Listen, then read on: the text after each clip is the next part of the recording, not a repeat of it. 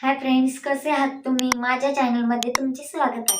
चला तर आज आपण भेटत आहोत परत एकदा नवीन एका ब्युटी टिप्स सोबत. तर आपल्याला कधी ब्लीच करायचं झालं तर आपण स्किनवर डायरेक्ट ब्लीच अप्लाय करतो आणि खूप वेळेला आपल्याला स्किनवर जळजळ होण्याचे प्रॉब्लेम खूप जास्त होतात.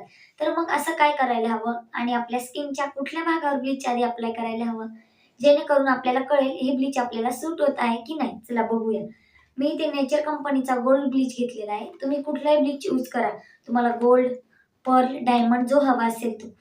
आणि ब्लीच कधी करायला हवं? ब्लीच जास्तीत जास्त महिन्यातून एक वेळेलाच करा. कारण खूप जास्त ब्लीच आपल्या स्किनला चांगलं नसतं. स्किनसाठी ब्लीच खूप हानिकारक आहे. कारण यात ॲक्टिव्हेटर असल्यामुळे खूप जास्त प्रमाणात स्किनसाठी ते हानिकारक असतं. आधीच आपली स्किन ही खूप सेन्सिटिव्ह असते.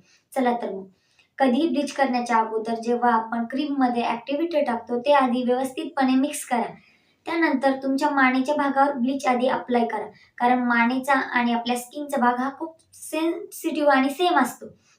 तर मग आणि अप्लाय केल्यानंतर आधी तुम्ही बघा, तुम्हाला 10-15 मिनिटं जराही जळजळ झालं नसेल तर ते ब्लीच तुम्हाला सूट झालं. आणि तुम्हाला थोड्याच वेळात जर स्किनवर खूप जळजळ व्हायला लागलं असेल, खाज येत असेल, तर लगेच ब्लीच थंड पाण्याने धुवून काढा. कारण ते तुम्हाला सूट होत नाही असं तुम्ही समजू शकता.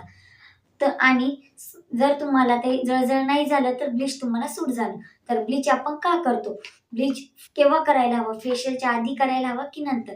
ब्लीच केव्हाही करताना फेशियलच्या आधीच करायला हवं. कारण आपल्या स्किनवर जे हेअर असतात त्याला येलोशपणा देण्याचं काम आपलं ब्लीच करतं. म्हणजे आपल्या स्किनवरच्या हेअरलाही छान गोल्डन असा शेड येतो आणि आपले हेअर जराही दिसत नाही. आणि तसंच लेडीजला जास्तीत जास्त अप्पर लिप्ससाठी ब्लीच यूज करायला छान वाटतं. कारण अप्पर लिप्सवर जे हेअर असतात ते खूप दिसतात आणि ब्लीच केल्यानंतर ते अजिबात दिसत नाही. तर व्हिडिओ आवडला असेल तर लाईक करा, शेअर करा आणि जास्तीत जास्त चॅनलला सबस्क्राईब करा. Bye bye.